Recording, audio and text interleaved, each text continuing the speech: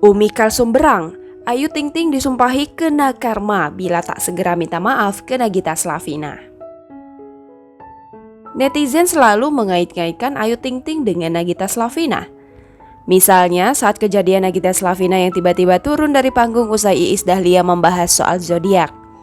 Melansir sosok.id, saat itu Iis Dahlia menyebut kalau Raffi Ahmad merupakan pecinta wanita berzodiak Gemini.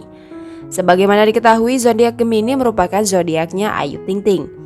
Alhasil, karena hal tersebut ada netizen yang mendesak Umi Kalsum untuk menyuruh Ayu Ting Ting segera minta maaf pada Nagita Slavina. Netizen itu juga menyumpahi Ayu Ting Ting agar mendapatkan karma. Mending suruh anak lo minta maaf ke Nagita sebelum karma lebih parah datang ke anak lo, tulis salah satu netizen di akun Instagram ibunda Ayu Ting Ting, Umi Kalsum.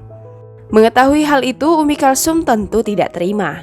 Umi Kalsum dengan berang mempertanyakan kesalahan anaknya pada netizen itu. Istri ayah Rozak itu kemudian meminta netizen tersebut lebih baik memikirkan kehidupan pribadinya sendiri.